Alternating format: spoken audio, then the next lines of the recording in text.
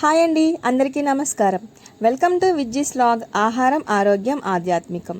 కార్తీక మాసంలో శివపురాణం చదవడం వల్ల ఆధ్యాత్మిక శక్తి పెరుగుతుంది. శివపురాణంలో మొత్తము 7 సంహితలు ఉన్నాయి. విద్యేశ్వర సంహిత, రుద్ర సంహితలోని 5 ఖండాల గురించి వివరించాను. ఇప్పుడు శతరుద్ర సంహిత గురించి ఈ వీడియోలో తెలుసుకుందాం.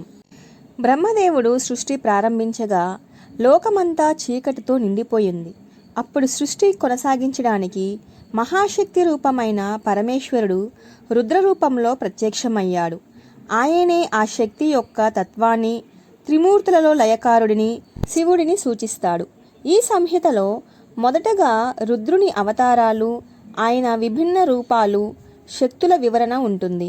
అందుకే దీనికి శతరుద్ర అని పేరు.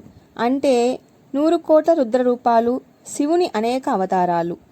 బ్రహ్మదేవుడు ఒకానొక సమయంలో నేనే సృష్టికర్త, నన్ను మించిన వారు లేరు అని అహంకారంతో ఆలోచిస్తున్న సమయంలో ఆ అహంకారాన్ని చెరిపివేయడానికి ఆయన నుదిటి నుంచి భయంకరమైన రుద్రరూపం బయటపడింది.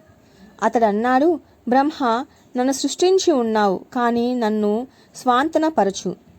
బ్రహ్మదేవుడు భయపడి, నువ్వు నా మనసులో నుంచి జన్మించిన వాడివి, కాబట్టి నా మానసపుత్రుడు రుద్రుడు అని అన్నాడు. ఆ రుద్రుడు శివుడి మొదటి అవతారమయ్యాడు. శతరుద్ర సంహితలో శివుడు 11 రుద్ర రూపాలు ధరించాడని చెబుతారు. కపాలి, పింగళ, భీమ, వీరభద్ర, విరూపాక్ష, విలోహిత, శాస్త్ర, అజపాద, అహిర్భుజ్య, శంభు, చంద. ఈ రూపాల ద్వారా శివుడు సృష్టిలోని ప్రతి మూలకానికి శక్తిని ప్రసాదిస్తాడు. ఉదాహరణకు వీరభద్రుడు యజ్ఞాన్ని ధ్వంసం చేయడానికి అవతరించగా, శంభు దయామూర్తిగా లోకాన్ని కాపాడుతుంటాడు. శతరుద్ర సంహితలో శివుడు సృష్టి, స్థితి, లయ అనే 3 ప్రక్రియలతో తానెట్లు ఆధారమయ్యాడో వివరించబడి ఉన్నది. సృష్టి, శివుని చిత్తశక్తి నుండి బ్రహ్మ అవతరించడం. స్థితి, విష్ణువుగా శివశక్తి ప్రదర్శించటం. లయ, రుద్రరూపంగా శివుడు సమస్తాన్ని తనలో లీనమయ్యేటట్టు చేయడం. ఇలా శివుడు త్రిమూర్తి రూపంలో ఒకే పరమతత్వంగా స్థితి చెందాడు. ఈ సంహితలో పార్వతీదేవి, కార్తికేయుడు, నంది, గణేశుడు మొదలైన అనేక రూపాలు ఏ విధంగా ఉద్భవించాయో ఉన్నాయి. శివుని నామస్మరణ, రుద్రాభిషేకం, పంచాక్షరి మంత్రం ఓం నమః శివాయ మహిమను కూడా విశదీకరించింది. రుద్రుని యొక్క నామస్మరణతోనే మన పాపాలు కరిగిపోతాయి, మన కర్మబంధాలు నశిస్తాయి. ఈ సంహితలో వేదకాలంలో జరిగిన శతరుద్ర యజ్ఞం గురించి ప్రత్యేకంగా ఉంటుంది. ఈ యజ్ఞం ద్వారా రుద్రుని 100 రూపాలను ఆహ్వానించి సర్వలోక శాంతి కోసం పూజించేవారు. ఈ యజ్ఞాన్ని చేసిన వారికి అఖండ ఆయుష్, ధనం, భక్తి, జ్ఞానం లభిస్తాయని ఉంది. ఒకసారి దేవతలు రుద్రుని మహిమను గ్రహించక తమ శక్తులపై గర్వించారు.